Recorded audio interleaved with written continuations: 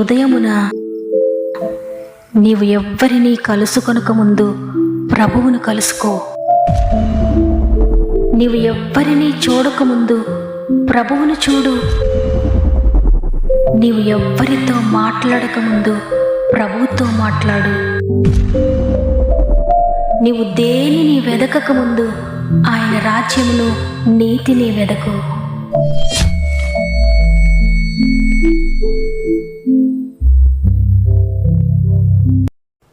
Praise the lord.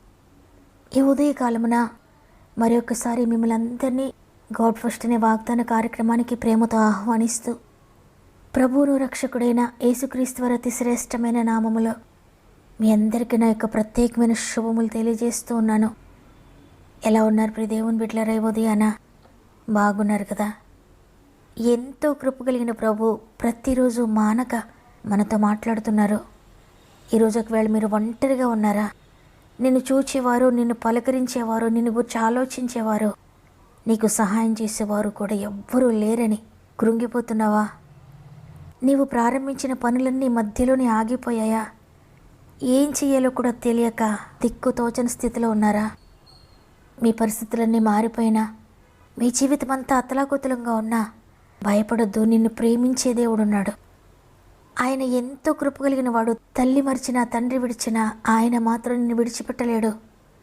అందుకే ఈరోజు మరలా తన వాక్కును పట్టుకుని నేను వెతుక్కుంటూ నీ గృహంలోనికి వచ్చారు. ఆయన వాక్కును గట్టిగా పట్టుకోండి, రిసీవ్ చేసుకోండి. రహస్యం ముందు చూచుచున్న తండ్రి తప్పక నీకు ప్రతిఫలం ఇవ్వబోతున్నాడు. ధైర్యం తెచ్చుకోండి ఆయన బట్టి. ప్రాముఖ్యంగా మీరు నాకు తెలియజేస్తున్న ప్రతి ప్రార్థన వినపమును గురించి ప్రార్థిస్తున్నాను. మీలో ఇంకెవరైనా సమస్యలో ఉంటే తప్పకుండా మీ ప్రేయర్ రిక్వెస్ట్ అన్ని కామెంట్ ద్వారా నాకు తెలియచేయండి. మీ అందరి కొరకు ప్రార్థించి అసాధ్యమైనది లేని చేతులకు మిమ్మల్ని అప్పగిస్తున్నాను. మీరు కూడా అలసిపోకుండా, విసిగిపోకుండా ఆ ప్రార్థన కంటిన్యూ చేయండి. మీ అందరి కొరకు ఈ వాక్యం చివరిలో నేను ప్రార్థించబోతున్నాను. మీరు ఏ సమస్యలో ఉన్నా తప్పకుండా ప్రార్థనలో ఏకీభవించండి. ప్రార్థించేది మనము, కార్యం చేసేది ప్రభు. సమస్త మహిమ, ఘనత, ప్రభావములు దేవునికి మాత్రమే చెల్లునుగాక. ఈ మరియొక నూతన ఉదయాన దేవుడు మనకు అనుగ్రహిస్తున్న శ్రేష్టమైన వాగ్దానం యెషయా గ్రంథము 64వ అధ్యాయము 3వ వచనము. జరుగునని మేము అనుకోనని భయంకరమైన క్రియలు నీవు చేయగా అన్యజనులు నీ సన్నిధిని కలవరపడుదురుగాక. నీవు దిగి వచ్చేదువుగాక, నీ సన్నిధిని పర్వతములు తత్తరిల్లునుగాక. ఆమేన్. ఈరోజు ఈ వాగ్దానాన్ని వింటున్న ప్రియ సహోదరి, ప్రియ సహోదరుడా, మీరు నమ్మిన దేవుడు అద్భుతకరుడు, అద్భుతాలు చేసే దేవుడు. ఆయన శూన్యంలో సృష్టిని చేసే దేవుడు. నీవు అనుకున్న రీతిలో, నీవు ఊహించిన రీతిలో ఆయన కార్యం చేయడు. కానీ నీవు ఊహించని రీతిలో, నీవు అనుకుని మార్గంలో ఆయన నీ కార్యాన్ని ప్రారంభిస్తాడు. అంటే అన్నీ ఉన్న చోట ఆయన కార్యం చేయడం కాదు, కానీ ఏ అవకాశం లేని చోట, ఏ మార్గం లేని చోట ఆయన కార్యం చేయబోతున్నాడు. ఈరోజు అదే విషయం దేవుడు నీకు తెలియజేస్తున్నారు. ఎందుకంటే చాలా సందర్భాల్లో మనకెదిరిన సమస్యలు ఎంతో భయంకరంగా ఉంటాయి. ఆ సమస్యలను చూసినప్పుడు ఎంతో భయం కలుగుతుంది, కలవరం కలుగుతుంది. ఈ పరిస్థితి ఏంటి, నా జీవితం ఎలా ఎదురైందని ఎంతో కృంగిపోతూ ఉంటాం.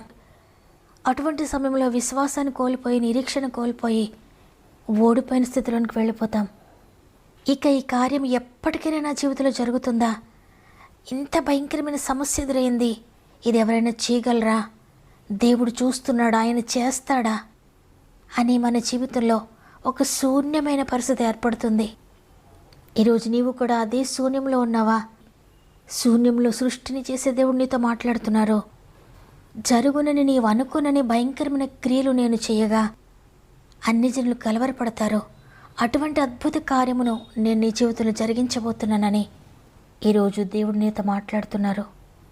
కాబట్టి ఇక అంతా అయిపోయింది అనుకోవద్దు. ఇక ఏ అవకాశం లేదనుకోవద్దు. అవకాశం లేని చోట కార్యం చేయడమే నా ప్రభు యొక్క గొప్పతనం.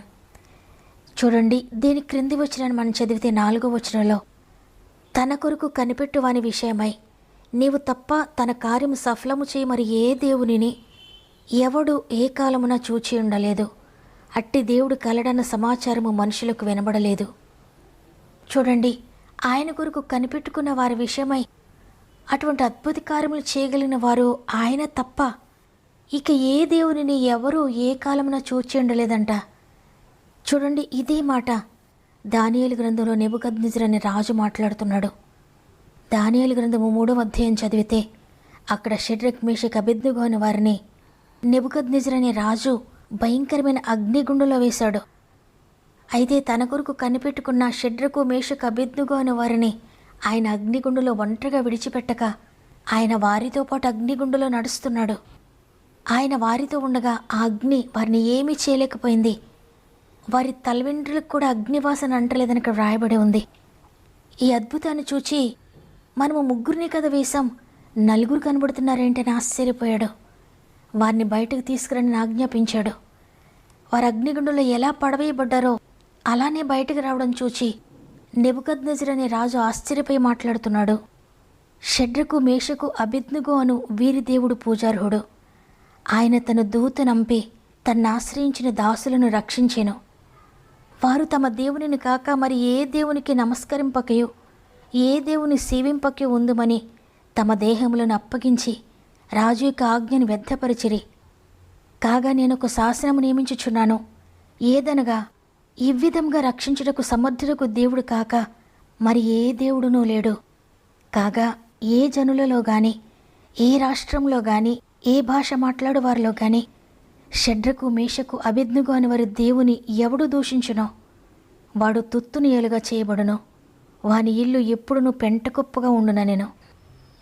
ఈ నెబుకద్నెజరు అనే రాజు మొదట ఒక శాసనాన్ని చేశాడు. ఆయన ఒక బంగారు ప్రతిమను నిలువబెట్టి దానిని అందరూ పూజించాలి, ఆ ప్రతిమకు తప్ప ఇంక ఎవ్వరికి నమస్కరించకూడదని. అయితే షడ్రక్ మేషక్ అబేద్నెగోలకు జీవం కలిగిన దేవుడు తెలుసు. ప్రతిమను ఎలా పూజిస్తాం మేము జీవం కలిగిన దేవుని వదిలి అని వారు ఆ శాసనాన్ని అనుసరించలేదు. అప్పుడు ఆ రాజు రౌద్రము కలిగే వారి ముగ్గురిని అగ్నిగుండంలో పడవేశాడు. అయితే అగ్నిగుండంలో దేవుడు చేసిన అద్భుతాన్ని చూచి మరి ఒక శాసనాన్ని చేస్తున్నాడు. అదేంటంటే ఈ విధంగా రక్షించడానికి సముద్రకు దేవుడు కాక మరి ఏ దేవుడునూ లేడు. అందువల్ల ఏ జనంలో కానీ ఏ రాష్ట్రంలో కానీ ఏ భాష మాట్లాడే వారిలో కానీ ఆ గొప్ప దేవుని ఎవరు దూషిస్తారో వారు నశించిపోతారు. ఆయనను మాత్రమే పూజించాలనే శాసనం తీసుకొచ్చాడు. ఆయనను మాత్రమే పూజించాలి, ఎందుకంటే తనను ఆశ్రయించిన వారిని ఆయన వలె రక్షించగలిగిన వారు ఇక ఎవ్వరూ లేరని చెప్పాడు. అవును, ఆయనను ఆశ్రయించిన వారి నిమిత్తము ఆయన రాజుల్ని మారుస్తాడు, ఆయన శాసనాలను మారుస్తాడు, ఆయన ప్రభుత్వాలను కూడా మార్చగలుగుతాడు. ఆయన ప్రతిదాన్ని మార్చగలిగిన శక్తి ఆయనకుంది, ఎందుకంటే ఆయన సర్వశక్తి కలిగిన దేవుడు. ఆయన కార్యం చేయగా త్రిప్పివేసి వారు ఎవ్వరూ లేరు. ఈ శ్రమ నుండి విడిపించడానికి ఒక మార్గం ఉంది అని అనుకోని పరిస్థితుల్లో ఆయన భయంకరమైన కార్యములు చేయగా అన్ని జనులు ఆయన సన్నిధిని కలవరపడతారంట. అంటే దేవుని ఎరుగని ఇటువంటి నెబుకద్నెజరు అనే రాజు లాంటి వాళ్ళు, కఠినమైన హృదయం కలిగిన వారు, అదేవిధంగా సాతాను శక్తులు చీకటి శక్తులు కూడా ఆయన చేసిన అద్భుతాన్ని చూచి ఆయన సన్నిధిని కలవరపడతారు. కాబట్టి ఈరోజు ఈ మాటలు వింటున్న ప్రియ సహోదరి ప్రియ సహోదరుడా, మీ జీవితంలో కూడా ఇది జరుగుతుంది, నా జీవితంలో ఈ వ్యాధి తగ్గుతుంది, లేక ఈ స్థితి నుండి నేను విడిపించబడతాను అని అనుకోనని భయంకరమైన సమస్యలు నీ జీవితంలో ఉన్నాయా? అయితే జరుగునని అనుకోనని అద్భుత కార్యములు, అన్ని జనులు కలవరపడే కార్యములు దేవుని జీవితంలో జరిగించబోతున్నాడు. నీవు విశ్వసించినట్లయితే నీవేది నమ్ముతావో అది తప్పకుండా పొందుకుంటావు.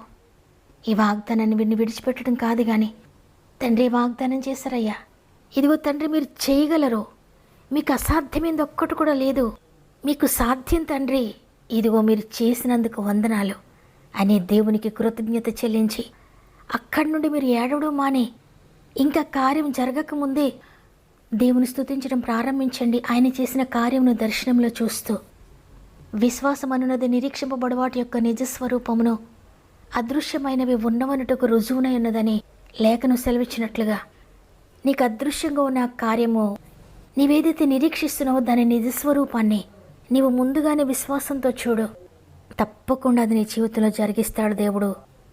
నమ్ముట నీ వల్లైతే నమ్మువానికి సమస్తము సాధ్యమే. నీవేది నమ్ముతావో అది నువ్వు పొందుకుంటావు. కాబట్టి ఈరోజు అందరం కూడా జరుగునని మేము అనుకునే అద్భుత కార్యములు మా జీవితంలో జరిగించేదేవా నీకు వందనాలయ్యా అని హృదయపూర్వకంగా దేవుని స్తుతిస్తూ అనే సంద మోకరిందాం. ప్రేమగల తండ్రి నీకు వందనాలు అయ్యా, నీ కృపను బట్టి మరొక దినాన్ని మాకు అనుగ్రహించి మరొక నూతనమైన వాగ్దానంతో మమ్మల్ని బలపరిచి నీ శక్తితో మమ్మల్ని నింపినందుకు వందనాలు తండ్రి.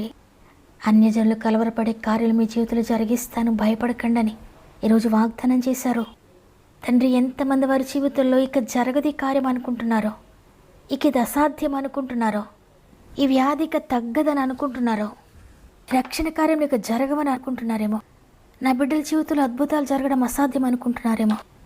ఎంతోమంది డాక్టర్స్ చుట్టూ తిరిగాను కానీ వ్యాధి తగ్గలేదు. ఎంతోమంది డాక్టర్స్ చుట్టూ తిరిగాను, నా వయసు అంతా దాటిపోయింది, ఇక నాకు పిల్లలు పుట్టరు, ఇక నన్ను ఎవరు వివాహం చేసుకుంటారు ఈ వయసులో అని. ఈ అప్పులన్నీ నేను ఎలా తీర్చగలుగుతాను? ఎప్పటికీ తీర్చలేను. నా భార్యలో మార్పు నేను ఎప్పటికీ చూడలేనేమో, నా భర్త రక్షణ నీకు ఎప్పటికీ చూడలేనేమో, నా బిడ్డల రక్షణలోనికి రారేమో అని అనేక పరిస్థితుల కోసం హోప్స్ కోల్పోయి నేను ఎన్నో ప్రయత్నాలు చేశాను కానీ ప్రతి ప్రయత్నంలో ఓడిపోయాను. ఇక నా జీవితం ఇంతే అని ఎంతమంది అనుకుంటున్నారో, పరిశుద్ధాత్ముడ ప్రతి ఒక్కొక్కరిని ఇప్పుడు తాకండి నాయన. వారు ఊహించని మార్గంలో, వారు అనుకోని మార్గంలో వారి జీవితంలో అద్భుతాలు జరిగిస్తున్నందుకు వందనాలు. అవును తండ్రి, వారికి అసాధ్యమే కానీ మీకేది అసాధ్యం కాదయ్యా. అసాధ్యాలన్నింటినీ సాధ్యపరుస్తున్నందుకు వందనాలు. ఈ ఉదయాన తండ్రి ఎంతమంది ఆశతో నీ సందులో మోకరించారో, ఎంతమంది కామెంట్స్ ద్వారా వారి అవస్థలు తెలియజేస్తున్నారో, ప్రతి ఒక్కొక్కరి జీవితంలో వారికి జరగదనుకున్న ప్రతి కార్యమును ఇప్పుడే మీరు ప్రారంభిస్తున్నందుకు, ఇప్పుడే అద్భుతం జరిగిస్తున్నందుకు వందనాలు నైనా. వితిన్ డేస్లోనే ప్రతి కుమార్తె జీవితంలో, ప్రతి కుమారుని జీవితంలో ఆశ్చర్యకారులు మీరు జరిగించినందుకు అనేక సజీవ సాక్ష్యాలు మేము వినబోతున్నామని నమ్ముతున్నాను. అనేక సజీవ సాక్ష్యాల ద్వారా మీరు మహిమ పొందుతున్నారని నమ్ముతున్నాను తండ్రి. ప్రతి కామెంట్ మీద యేసు రక్తం ప్రోక్షిస్తున్నానయ్యా. ప్రతి ఒక్కొక్కరిని కూడా మీరు దర్శించి ప్రతి సమస్యలను మీరు విడిపించినందుకు నీకు స్తుతులు చెల్లించుకుంటూ, ఈరోజు ప్రత్యేకంగా పుట్టినరోజులు, పెండ్లి రోజులు జరుపుకుంటున్న వారందరినీ నీ గాయపడిన చేతులకు అప్పగించుకుంటూ, ఈ సంవత్సరంలో అనేక అద్భుత కార్యములు వారి జీవితంలో జరిగిస్తున్నారని నమ్మి నీకు స్తుతులు చెల్లించుకుంటూ, ఈ దినమును ప్రారంభిస్తూ ఉండగా ఈరోజంతా మీ కుటుంబం అంతటికీ తోడయండి నడిపిస్తారని యేసయ్య పరిశుద్ధమైన నామంలో అడిగి వేడుకుంటున్నాను తండ్రి. ఆమేన్. ఈరోజు నీ జీవితంలో ఉన్న సమస్యను చూచి ఇక ఎప్పటికీ జరగదు, ఇక అసాధ్యము అని హోప్స్ అన్నీ వదిలేసుకున్నారా? అయితే దేవుడు నీకు గొప్ప నిరీక్షణ కలిగించే వాగ్దానము ఈరోజు నీకు అనుగ్రహించారు. నమ్మితే ఆ వాగ్దానాన్ని నువ్వు పొందుకోబోతున్నావు. నమ్మిన వారందరూ కూడా ఆమెనని మీ మాట ద్వారా తెలియచేయండి.